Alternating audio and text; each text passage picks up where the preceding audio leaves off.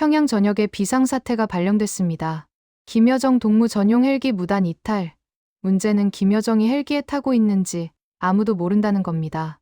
만약 타고 있다면 MiG-29 두 대가 긴급 출격했지만 조종사들은 방아쇠를 당길 수 없었습니다. 격추했다가 김여정이 죽으면 자신들이 죽으니까요. 결국 헬기는 38선을 넘었습니다. 그날 헬기 안에는 과연 누가 타고 있었을까요? 그리고 이 위험한 도박을 한 조종사는 어떻게 되었을까요? 이 이야기는 결코 북한이 세상에 공개하지 않은 내용입니다. 여러분의 구독과 좋아요는 감춰진 진실을 밖으로 끌어내는 힘이 됩니다. 헬기 경납고 안이 어두웠습니다. 새벽 4시. 평양 순환 비행장은 아직 잠들어 있었죠. 저는 손전등을 켰습니다. 김여정 동무의 전용 헬기. 번호 2035.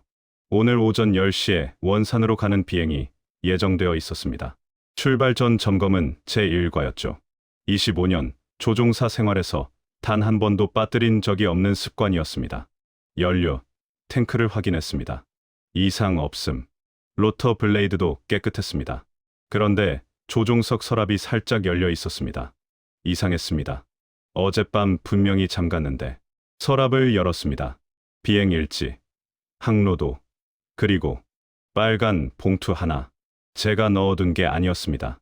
손이 떨렸습니다. 북에서 빨간 봉투는 단 하나를 의미합니다. 국가보위부. 봉투를 열었습니다. 종이 한 장. 손으로 쓴 글씨였습니다. 강성호 동무.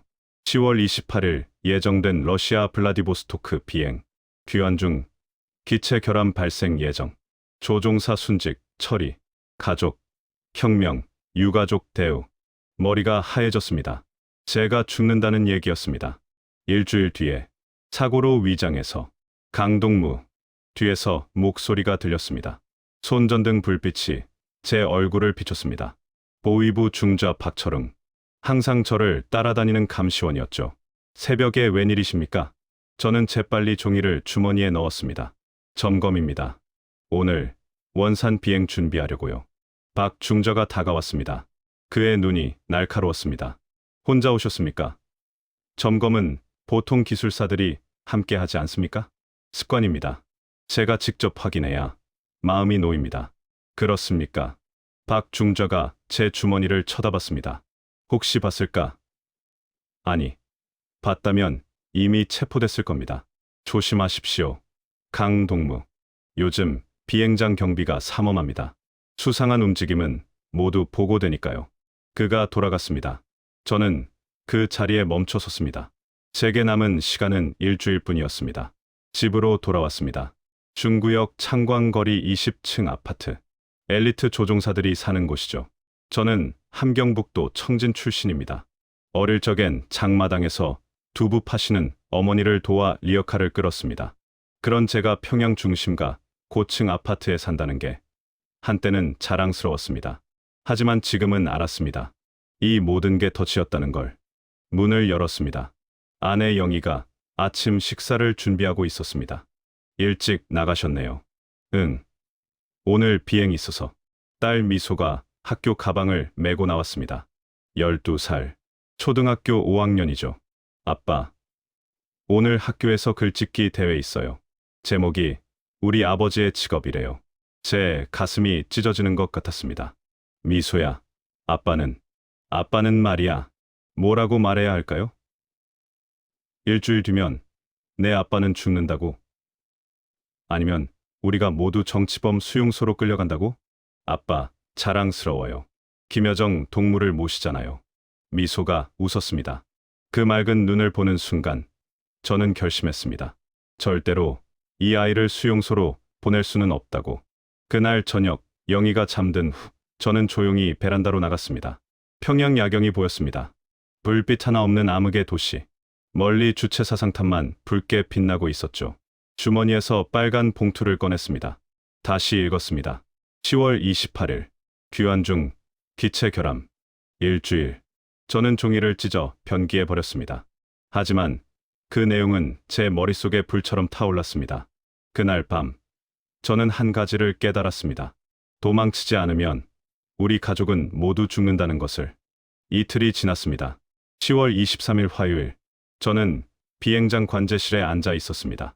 평소처럼 업무를 보는 척했지만 머릿속은 빨간 봉투 생각뿐이었습니다. 10월 28일, 이제 닷새 남았습니다. 강동무, 잠깐 기술반으로 오시겠습니까?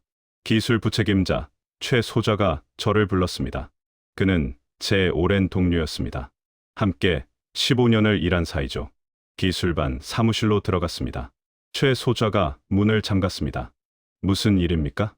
그가 서류 한 장을 꺼냈습니다. 손이 떨리고 있었습니다. 강동무. 이거 보십시오. 비행 정비 기록이었습니다. 2035 헬기. 제가 모는 김여정 동무의 전용기였죠. 10월 28일 블라디보스토크 비행 전에 유압 라인 교체 예정이라고 나와 있습니다. 그런데 이게 최 소자가 다른 종이를 펼쳤습니다. 어제 저녁에 누군가 창고에서 불량 부품을 가져갔습니다. CCTV에 찍혔는데 얼굴은 안 보입니다. 하지만 그 부품이 유압 라인입니다. 제 등에 식은땀이 흘렀습니다. 불량 부품을 일부러 달라는 겁니까? 그렇습니다. 비행 중에 유압이 끊기면 추락합니다. 최 소자가 고개를 끄덕였습니다. 강동무, 조심하십시오. 이건 사고가 아닙니다. 저는 그 순간 깨달았습니다. 빨간 봉투의 내용이 사실이라는 걸. 그들은 정말로 저를 죽일 계획이었습니다. 왜 저를 제거하려는 겁니까? 최 소자가 한숨을 쉬었습니다. 강동무만이 아닙니다. 작년에 김정은 원수님 전담 조종사였던 한 대좌 기억하십니까? 예. 러시아 비행 중에 심장마비로 순직했다고. 거짓말입니다. 저는 그날 시신을 봤습니다. 목에 주사 자국이 있었습니다. 머리가 어지러웠습니다. 그 전에는 박 소자도 있었습니다. 평양 베이징 노선. 비행 중 엔진 고장으로 추락했죠. 하지만 제가 나중에 블랙박스를 확인해보니 엔진은 멀쩡했습니다. 누군가 조작한 겁니다. 왜 그런 짓을 합니까? 최 소자가 제 눈을 똑바로 봤습니다. 강동무, 우리가 너무 많이 아니까요. 김 씨 일가의 해외 비행, 그들의 일정, 보안 루트, 외교 동선, 이 모든 걸 아는 조종사들은 결국 제거됩니다. 이용 가치가 끝나면 처분하는 겁니다. 제 손이 떨렸습니다. 분노 때문이었습니다. 그럼 최 동무도, 저도 마찬가지입니다. 언젠가는 제 차례도 올 겁니다. 하지만 강동무, 동무에게는 아직 시간이 있습니다. 닷새, 그날 저녁, 집으로 돌아가는 길에 저는 생각했습니다. 25년, 제가 바친 청춘이 이렇게 끝나는 겁니까? 일회용 소모품처럼 버려지는 겁니까? 아파트에 도착했습니다. 엘리베이터를 탔습니다. 17층에서 문이 열렸습니다. 아내 영희의 친구 리 동무가 탔습니다. 아, 강 동무. 오늘 영희 동무 병원에서 일찍 퇴근했습니까? 예. 무슨 말씀이십니까? 오후에 보위부 사람들이 병원에 왔다던데요. 영희 동무를 불러서 뭔가 물어봤다고. 심장이 멎는 줄 알았습니다. 뭘 물어봤습니까? 글쎄요. 자세히는 모르겠습니다만 20층에 도착했습니다. 저는 뛰어서 집으로 갔습니다. 문을 열었습니다. 영희가 식탁에 앉아 있었습니다. 얼굴이 창백했습니다. 여보, 오늘 무슨 일 있었소? 영희가 저를 봤습니다. 눈에 눈물이 고여 있었습니다. 당신, 무슨 일 저질렀어요? 무슨 소리요? 보위부에서. 당신 최근 행적을 물어봤어요. 누구를 만났는지, 무슨 말을 했는지, 이상한 행동은 없었는지. 제 다리에 힘이 풀렸습니다. 그들은 이미 알고 있었습니다. 제가 빨간 봉투를 발견한 걸, 제가 의심하기 시작한 걸. 이제 가족도 위험했습니다. 그날 밤, 딸 미소가 잠든 후 저는 영희에게 모든 걸 말했습니다. 빨간 봉투, 불량 부품, 과거 조종사들의 죽음. 영희가 제 손을 잡았습니다. 우리 어떻게 해야 해요? 저는 창밖을 봤습니다. 칠흑같이 어두운 평양. 저 어둠 속에서 우리 가족이 사라지는 건 한순간이었습니다. 살아야 합니다. 어떻게든. 24일 수요일 오후 5시. 저는 평소보다 일찍 퇴근했습니다. 영희와 미소를 데리고 어디론가 피해야 한다고 생각했습니다. 친척집이라도, 아니면 시골이라도. 일단 평양을 벗어나야 했습니다. 아파트 현관문 앞에 섰습니다. 열쇠를 꺼냈습니다. 이상했습니다. 문이 잠겨 있지 않았습니다. 심장이 빠르게 뛰었습니다. 여보, 미소야. 문을 열고 들어갔습니다. 아무도 없었습니다. 거실 탁자 위에 영희의 핸드백이 놓여 있었습니다. 미소의 학교 가방도 소파에 그대로였습니다. 저녁 준비를 하던 부엌에는 냄비가 그대로 올려져 있었습니다. 불은 꺼져 있었지만 국물이 아직 따뜻했습니다. 영희, 미소야, 어디 있어? 집안을 뒤졌습니다. 방마다, 화장실까지 아무도 없었습니다. 그때 눈에 띈 게 있었습니다. 거실 바닥에 떨어진 미소의 머리핀. 미소가 아끼던 빨간 리본 머리핀이었습니다. 그런데 그 옆에 바닥이 긁힌 자국이 있었습니다. 누군가 끌려간 흔적이었습니다. 다리에 힘이 풀렸습니다. 주저앉았습니다. 가져갔습니다. 보위부가 제 가족을 가져간 겁니다. 전화기를 집어들었습니다. 영희의 병원으로 전화했습니다. 여보세요. 간호사 박영희 좀 바꿔주십시오. 박영희 동무요. 오늘 오후에 조퇴하셨는데요. 보위부 사람들이 데리고 갔습니다. 전화를 끊었습니다. 미소의 학교로도 전화했습니다. 강미소 학생 아버지신데. 미소가. 강미소 학생이요. 오후 수업 시간에 보위부에서 데려갔습니다. 특별 면담이라고 하더군요. 특별 면담. 그게 무슨 뜻인지 저는 알았습니다. 예비구금이었습니다. 청진에 계신 부모님께 전화했습니다. 6번을 걸었습니다. 받지 않았습니다. 평소 같으면 2번 울리기도 전에 받으시는데 7번째 누군가 받았습니다. 여보세요? 아버지. 강성호 동무 되십니까? 모르는 목소리였습니다. 누구십니까? 우리 부모님은 어디 계십니까? 국가보위부 한북도 지부입니다. 강철만, 김순옥 두 동무는 현재 조사 중입니다. 가족 연락은 당분간 불가능합니다. 전화가 끊어졌습니다. 저는 그 자리에서 소리를 질렀습니다. 이 개자식들아. 창문을 주먹으로 쳤습니다. 유리가 금이 갔습니다. 손에서 피가 났습니다. 70이 넘으신 부모님. 청진에서 조용히 사시던 분들입니다. 무슨 죄가 있다고. 12살 딸아이가 무슨 죄가 있다고. 그때 현관문이 열렸습니다. 보위부 중좌 박철웅이 들어왔습니다. 뒤에 요원 2명이 더 있었습니다. 강성호 동무, 진정하십시오. 내 가족을 어디로 데려갔습니까? 박 중좌가 의자에 앉았습니다. 강 동무 가족들은 안전합니다. 걱정하지 마십시오. 안전하다고요? 보위부에 끌려가서 안전하다고요? 강 동무, 우리는 동무의 충성심을 시험하고 있습니다. 10월 28일 블라디보스토크 비행. 그 임무만 잘 수행하십시오. 그러면 가족들은 돌아옵니다. 저는 그 순간 깨달았습니다. 미끼였습니다. 가족을 인질로 잡고 저를 죽음의 비행으로 보내는 겁니다. 저는 그 비행에서 죽을 것이고 가족들도 결국 수용소로 갈 겁니다. 증거를 없애기 위해서죠. 만약 거부하면? 박 중좌가 웃었습니다. 강 동무 가족은 11호 구역으로 이송됩니다. 동무도 아시지 않습니까? 그곳에서는 아무도 살아나오지 못합니다. 11호 구역, 정치범 수용소였습니다. 그곳으로 한번 들어가면 3대가 멸족당합니다. 박 중좌가 일어났습니다. 사흘 있으면 비행입니다. 잘 생각하십시오. 그들이 나갔습니다. 저는 빈 집에 혼자 남았습니다. 미소의 빨간 머리핀을 주었습니다. 손바닥 위에 올려놓고 봤습니다. 미소가 아침에 학교 가면서 한 말이 기억났습니다. 아빠, 우리 가족은 영원히 함께 있을 거죠? 저는 그때 웃으며 대답했습니다. 당연하지. 아빠가 지켜줄게. 하지만 지금 제가 뭘 지켰습니까? 아무것도 지키지 못했습니다. 그날 밤, 저는 결심했습니다. 죽을 각오로 싸우기로. 10월 25일 목요일, 새벽 2시. 저는 미소의 방에 앉아 있었습니다. 빈 침대를 보고 있었죠. 이틀 전까지만 해도 이 침대에서 미소가 자고 있었습니다. 책상 위에 공책이 놓여 있었습니다. 미소의 일기장이었습니다. 펼쳤습니다. 10월 15일. 오늘 아빠가 피곤해 보였다. 요즘 아빠는 자주 한숨을 쉰다. 무슨 걱정이 있는 것 같다. 다음 장을 넘겼습니다. 10월 20일. 엄마랑 아빠가 밤에 작은 소리로 이야기했다. 나는 자는 척했다. 엄마가 울고 있었다. 나도 무서웠다. 하지만 울면 안 될 것 같았다. 마지막 장이었습니다. 10월 23일. 아빠, 우리 가족 지켜줄 수 있죠? 나는 아빠를 믿어요. 아빠가 우리를 안전한 곳으로 데려가 줄 거라고 믿어요. 손이 떨렸습니다.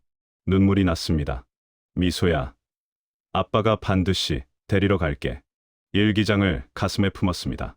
그리고 결심했습니다. 도망치는 게 아니었습니다. 싸우는 거였습니다. 새벽 3시, 비행장으로 향했습니다. 경비 초소를 지났습니다. 보초가 손을 들어 격려했습니다. 강대좌 동무, 이른 시간에 무슨 일이십니까? 김여정 동무 내일 비행 최종 점검입니다. 알겠습니다. 들어가십시오. 경납고로 갔습니다. 이영 3호 헬기가 어둠 속에 서 있었습니다. 조종석에 올랐습니다. 계기판을 확인했습니다. 연료 게이지, 고도계, 통신 장비, 하나하나 점검했습니다. 그리고 특별한 작업을 시작했습니다. 비상 신호 장치, 원래는 북한군 주파수로만 송신되도록 설정되어 있었습니다. 저는 이걸 바꿨습니다. 한국군 긴급 주파수로도 송신되게 만들었습니다. 주파수 12.5MHz, 한국 공군 구조 채널이었습니다. 다음은 연료였습니다. 평양에서 38선까지는 약 150km. 보통은 연료를 절반만 채웁니다. 하지만 저는 탱크를 가득 채웠습니다. 누가 물어보면 블라디보스토크 가는 비행 준비라고 하면 됐습니다. 새벽 5시, 기술반 창고로 갔습니다. 최 소좌가 기다리고 있었습니다. 강동무, 정말 하시겠습니까? 예. 최 소좌가 작은 가방을 건넸습니다. 응급, 의료 키트입니다. 진통제, 붕대, 지혈제. 혹시 모르니까요. 고맙습니다. 그리고 이것. 그가 종이 한 장을 줬습니다. 지도였습니다. 평양에서 38선까지 최단 루트가 그려져 있었습니다. 산악 지형으로 가십시오. 레이더 탐지가 어렵습니다. 여기. 황해북도 연산 지역. 여기가 제일 낮은 고도로 남진할 수 있는 곳입니다. 저는 지도를 외웠습니다. 불태웠습니다. 최 동무, 제 가족을 도와주시겠습니까? 최 소좌가 제 눈을 똑바로 봤습니다. 내일 새벽 4시, 제가 보위부 차량을 하나 빌립니다. 명목은 구금자 이송. 영희 동무와 미소를 3번 경납고로 데려가겠습니다. 들키면 동무도 알고 있습니다. 하지만 누군가는 이 지옥을 증언해야죠. 강동무, 살아서 세상에 알려주십시오. 이곳이 어떤 곳인지. 우리는 악수했습니다. 오전 9시, 저는 보위부를 찾아갔습니다. 박중좌가 저를 봤습니다. 강동무, 무슨 일이십니까? 제 가족을 보여주십시오. 확인해야 합니다. 살아있다는 걸. 박중좌가 전화를 들었습니다. 누군가와 이야기했습니다. 30분 후에 만날 수 있습니다. 10분만. 차를 타고 이동했습니다. 보위부 임시 구금 시설이었습니다. 평양 외곽의 낡은 건물이었죠. 지하실로 내려갔습니다. 철문이 열렸습니다. 영희와 미소가 있었습니다. 여보. 아빠. 미소가 달려왔습니다. 안았습니다. 얼마나 무서웠을까요? 미소야, 괜찮아? 응, 무서웠어. 하지만 엄마가 아빠가 꼭 올 거라고 했어. 영희를 봤습니다. 얼굴이 창백했지만 눈빛은 살아있었습니다. 여보, 계획이 있습니까? 저는 작게 고개를 끄덕였습니다. 영희의 손을 잡았습니다. 손바닥에 뭔가를 쥐어줬습니다. 작은 종이였습니다. 내일 새벽 4시, 최 소좌가 보위부 차량으로 데리러 옴. 따라갈 것. 순환 비행장 3번 경납고. 조용히. 영희가 눈을 크게 떴습니다. 고개를 끄덕였습니다. 종이를 재빨리 삼켰습니다. 시간 끝났습니다.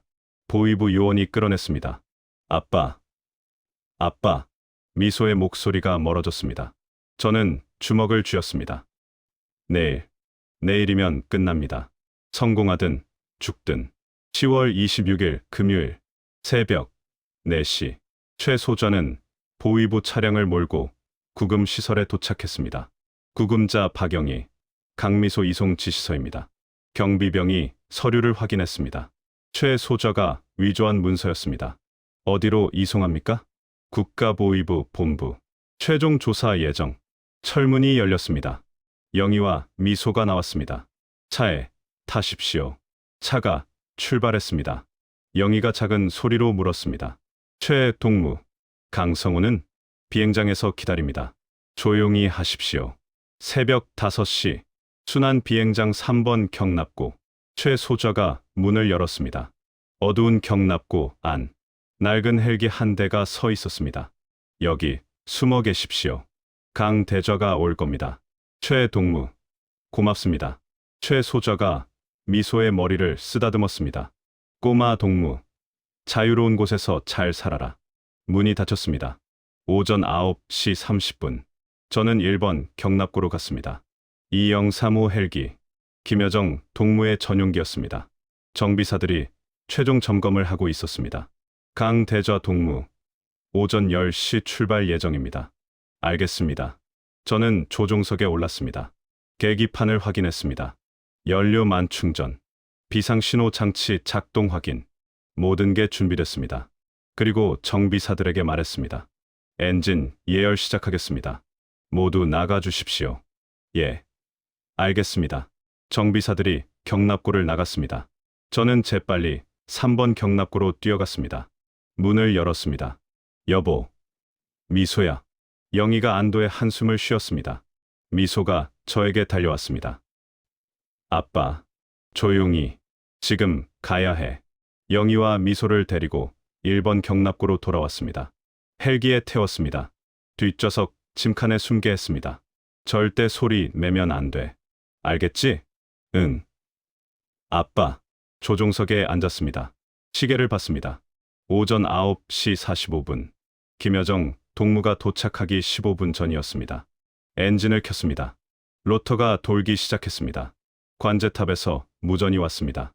203호, 아직 출발 시간이 아닙니다. 엔진을 끄십시오. 저는 무전기를 들었습니다. 관제탑, 203호, 엔진 이상 발견. 시험 비행 필요. 승인되지 않았습니다. 엔진을 끄십시오. 저는 무전기를 껐습니다. 스로틀을 올렸습니다. 헬기가 떠올랐습니다. 203호, 즉시 착륙하라. 즉시 착륙. 경납고 밖으로 나왔습니다. 활주로가 보였습니다. 경비병들이 뛰어오고 있었습니다. 누군가 총을 들었습니다. 저는 고도를 높였습니다.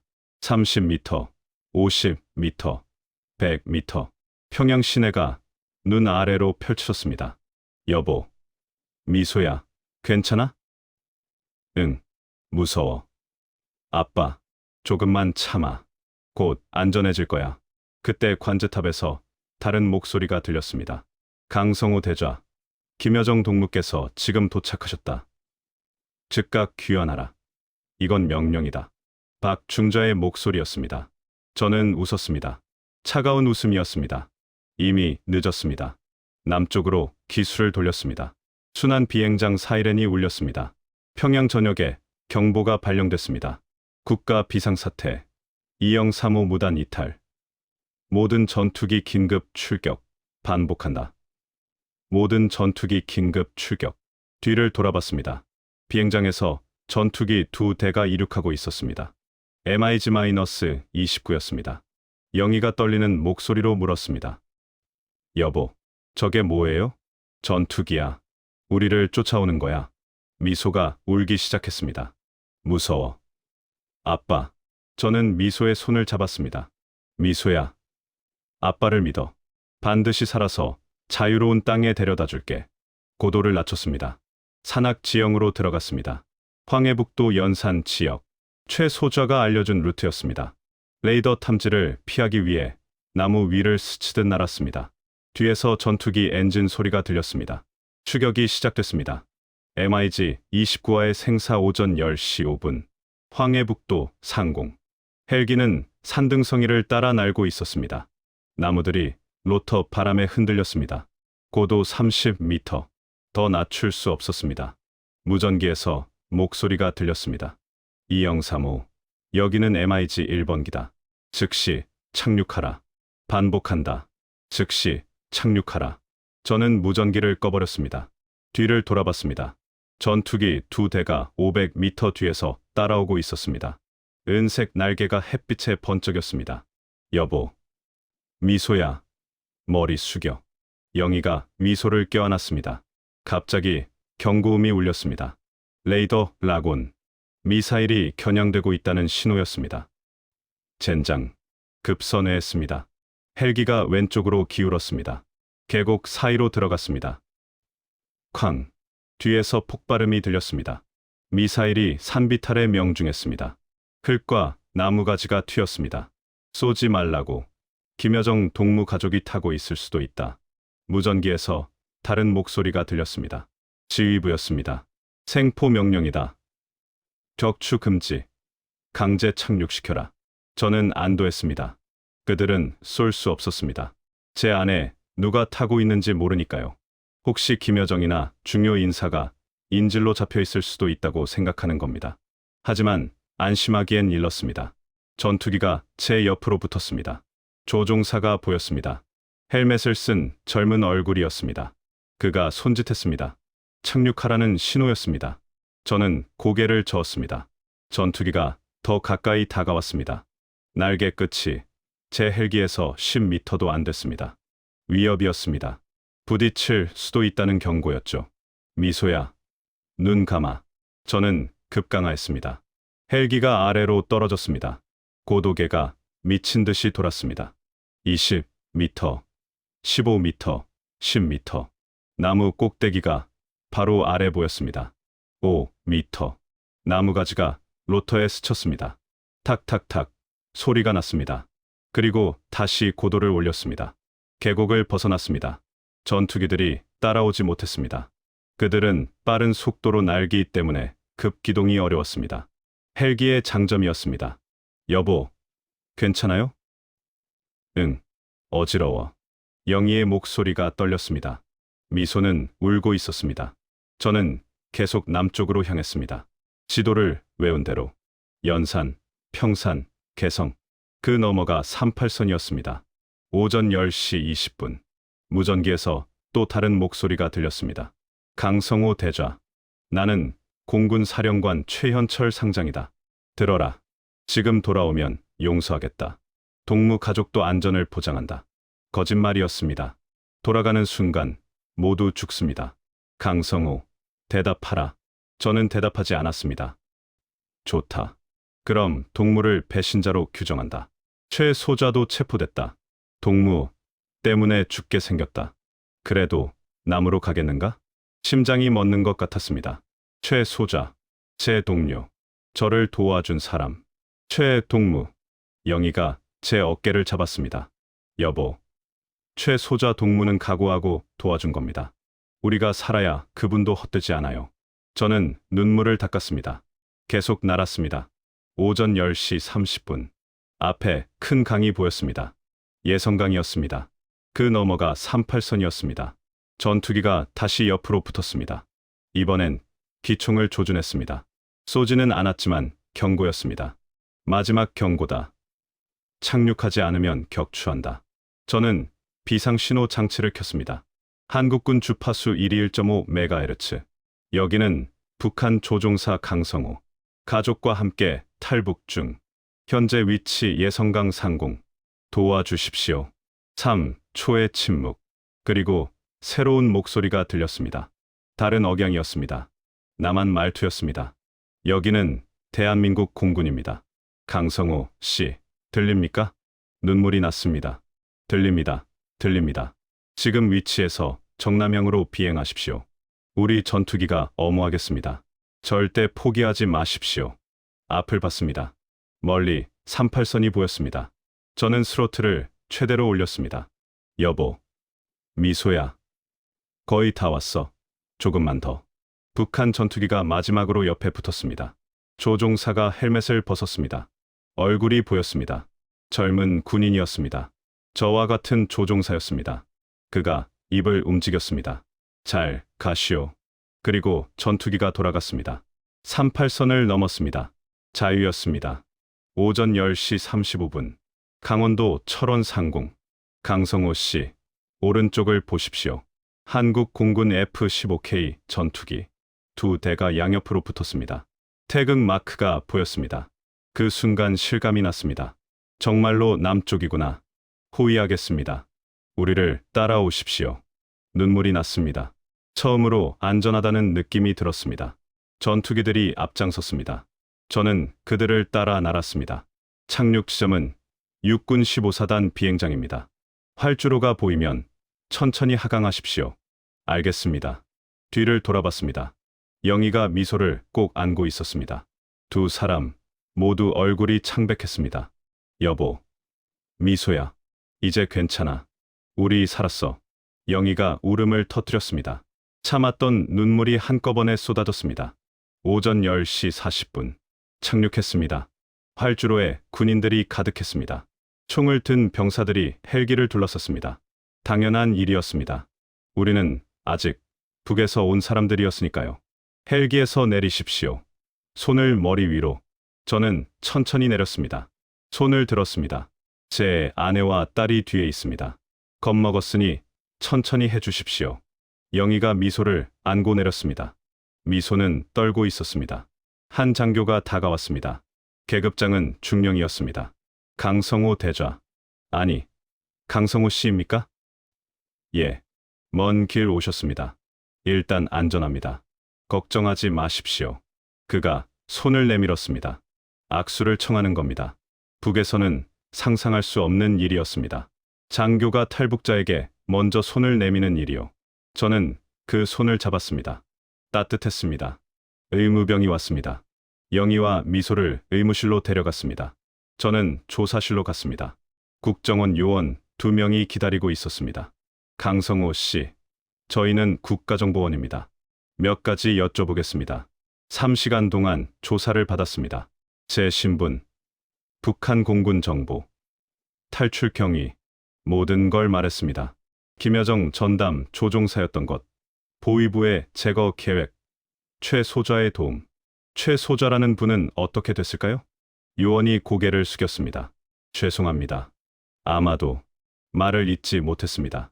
저도 알았습니다. 최소좌는 이미 죽었을 겁니다. 그분 덕분에 제가 살았습니다. 세상에 꼭 알리고 싶습니다. 그렇게 하겠습니다. 오후 2시. 가족과 다시 만났습니다. 임시 숙소였습니다. 작은 방이었지만 깨끗했습니다. 침대가 3개 있었고 화장실도 딸려 있었습니다. 미소가 화장실에서 나왔습니다. 아빠, 여기 물이 따뜻해. 그냥 틀면 따뜻한 물이 나와. 저는 웃었습니다. 북에서는 온수가 나오는 집이 거의 없었습니다. 겨울에는 찬물로 씻어야 했죠. 그래, 미소야. 여긴 그런 곳이야. 영희가 창문을 열었습니다. 바깥 풍경이 보였습니다. 산과 들판, 그리고 멀리 마을이 보였습니다. 불빛이 환했습니다. 여보, 저기 좀 봐요. 낮인데도 불이 켜져 있어요. 전기가 풍부해서 그래. 여긴 정전이 없대. 영희가 울었습니다. 우리 정말 살아난 거죠? 저는 영희를 안았습니다. 응, 우리 살았어. 저녁이 됐습니다. 군부대 식당에서 음식을 가져왔습니다. 하얀 쌀밥, 김치찌개, 제육볶음, 계란말이. 미소가 숟가락을 들었습니다. 밥을 한 입 먹었습니다. 아빠, 이게 진짜 쌀밥이야? 그래, 북에서는 옥수수밥만 먹었는데. 미소가 또 울었습니다. 밥을 먹으면서 울었습니다. 저도 울었습니다. 45년을 살면서 제대로 된 쌀밥을 마음껏 먹어본 적이 별로 없었습니다. 영희가 김치를 먹었습니다. 맛이 달라요. 북이랑 재료가 좋으니까. 우리는 그렇게 첫 저녁을 먹었습니다. 자유의 땅에서의 첫 식사였습니다. 밤이 됐습니다. 미소가 먼저 잠들었습니다. 오랜만에 편안한 얼굴이었습니다. 저는 창밖을 봤습니다. 별이 보였습니다. 북에서 본 그 별들이었습니다. 하지만 의미가 달랐습니다. 영희가 제 옆에 섰습니다. 여보, 청진에 계신 부모님은 언젠가 꼭 모셔올 거야. 통일이 되면. 통일이 될까요? 될 거야. 우리가 살아있을 때. 저는 그렇게 믿었습니다. 아니, 믿고 싶었습니다. 그날 밤, 저는 처음으로 악몽 없이 잠들었습니다. 하늘을 향해 2024년 12월 경기도 안성 하나원. 탈북한 지 2달이 지났습니다. 하나원은 탈북자들이 남한 생활을 배우는 곳입니다. 한국 역사, 경제 제도, 민주주의, 심지어 스마트폰 사용법까지 배웁니다. 처음엔 모든 게 낯설었습니다. 인터넷으로 북한 소식을 찾아볼 수 있다는 것, 유튜브에서 평양 거리를 볼 수 있다는 것, 북에선 상상도 못할 일들이었습니다. 어느 날 뉴스를 봤습니다. 북한 소식이었습니다. 북한 당국, 김여정, 전담, 조종사 탈북 사건 관련자 숙청, 공군 기술 책임자, 최모 씨 공개 처형. 화면이 흐려졌습니다. 눈물 때문이었습니다. 최 소자, 영희가 제 손을 잡았습니다. 여보, 그분은 알고 계셨을 거예요. 우리가 자유롭게 사는 걸 바라셨을 거예요. 저는 고개를 숙였습니다. 묵념했습니다. 최 동무, 감사합니다. 평생 잊지 않겠습니다. 미소는 근처 초등학교에 전학했습니다. 처음엔 힘들어했습니다. 말투가 달랐습니다. 북에서 배운 단어들이 남에서는 다른 의미였습니다. 아빠, 오늘 친구들이 내 말투가 이상하대. 괜찮아, 미소야. 금방 익숙해질 거야. 근데 아빠, 나 북에서 온 거 창피해. 제 가슴이 아팠습니다. 미소야, 부끄러워할 거 없어. 우리도 같은 한국 사람이야. 다만 우리는 북쪽에서 왔을 뿐이지. 정말? 그럼 할아버지, 할머니 세대는 다 한 나라였어. 언젠가 우리도 다시 하나가 될 거야. 미소가 고개를 끄덕였습니다. 3달 후, 미소는 친구들도 생기고 웃음도 많아졌습니다. 아이들은 어른보다 빨리 적응합니다. 저는 항공 재교육을 받기 시작했습니다. 한국 민간 항공사에서 일하기 위해서였습니다. 강성호 씨, 북한에서 25년 경력이시면 기본은 충분합니다. 한국 항공법규와 민간 항공 절차만 익히시면 됩니다. 교관님이 말했습니다. 시뮬레이터에 앉았습니다. 조종관을 잡았습니다. 낯설었지만 동시에 익숙했습니다. 하늘은 남이나 북이나 같았습니다. 강성호 씨, 실력이 뛰어나십니다. 내년이면 부기장으로 취업 가능하겠습니다. 감사합니다. 저는 다시 하늘을 날 수 있게 됐습니다.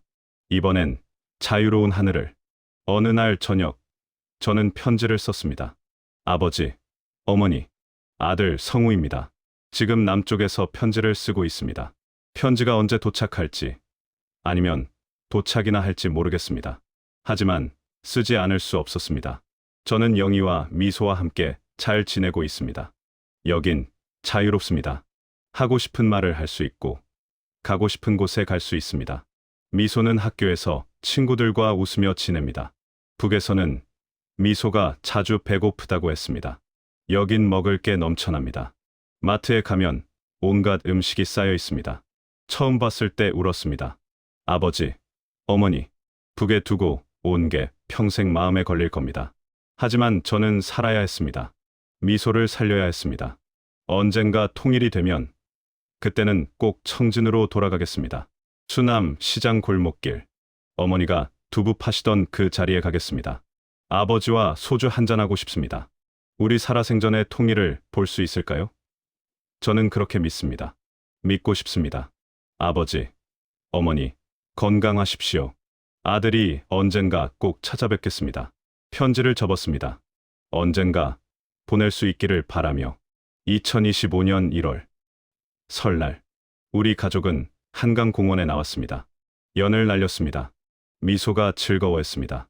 아빠, 연이 정말 높이 올라가. 저는 하늘을 봤습니다. 파란 하늘, 구름 한 점 없는 맑은 하늘이었습니다. 북녘 하늘도 저렇게 맑을까요? 청진의 하늘도? 언젠가는 자유롭게 오갈 수 있겠죠. 남과 북이 같은 민족이니까. 저는 조종사입니다. 하늘을 나는 사람입니다. 언젠가 저는 자유의 하늘을 날며 생각할 겁니다. 최소자 동무, 당신이 지켜준 이 자유, 헛되지 않게 살겠습니다. 그리고 통일이 되는 그날까지 저는 계속 날아갈 겁니다. 새로운 하늘을 향해.